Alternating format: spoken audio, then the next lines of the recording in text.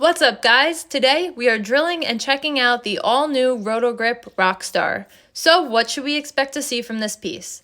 I'm expecting to see a smooth, symmetrical, benchmark type of ball with lots of control and continuous shape down lane. We have the all-new NanoStar cover and the new rocker core wrapped with AI technology. This cover is going to be slightly cleaner than the RotoGrip Stronger covers, but not as clean and responsive as our cleaner covers. So we should expect this cover to bridge the gap between balls such as the Gem and Optimum Idol and the Attention Stars. I drilled my RockStar pin in the ring. Let's check it out. As always on lane 1, we have out a shorter medium pattern. Now this is the same pattern that I always put out on this lane so you can really compare and get a feel for how balls are similar or different from each other.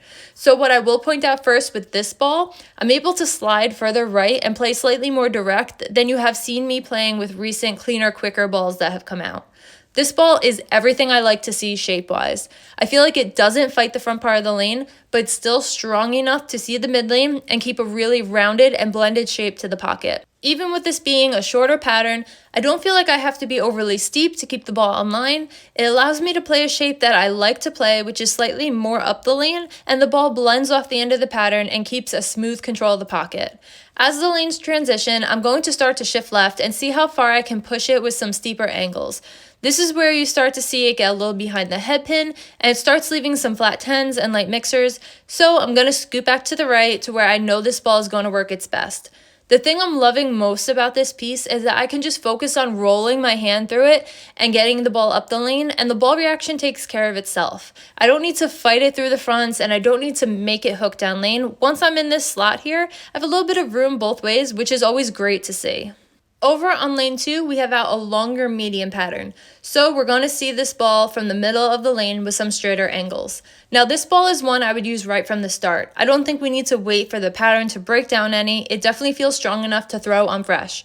Again, similar to what I was seeing on lane 1, the ones I keep up the lane in front of me, rather than getting out to the right, tend to read the lane perfectly front to back and go through the pins super strong. I feel like this ball gives me a little bit of miss room both ways, which is exactly what you want to see out of a benchmark or control type ball. The ones I get to the left seem to bleed off the end of the pattern and hold rather than changing directions and going high, and the ones that get too far right, you can see the ball working throughout the mid lane to still recover and light mix through the pins. I feel like this ball gives me a really true read on the lane and has no problem staying on line and driving through the pins.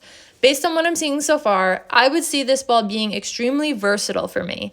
I think I could use it in a number of situations. I could see myself using it on fresh, on some medium oil conditions, or as the second ball out of my bag when I need just a little bit more length and control through the front and middle part of the lane. Overall, I'm really liking what I'm seeing from this shape. Smooth control balls are my favorite and really play into what I like to see and do out on the lane. I'm excited to see more from this ball. If you're looking for control with power through the pins, this is the ball for you. Be sure to check it out at a pro shop near you on February 21st.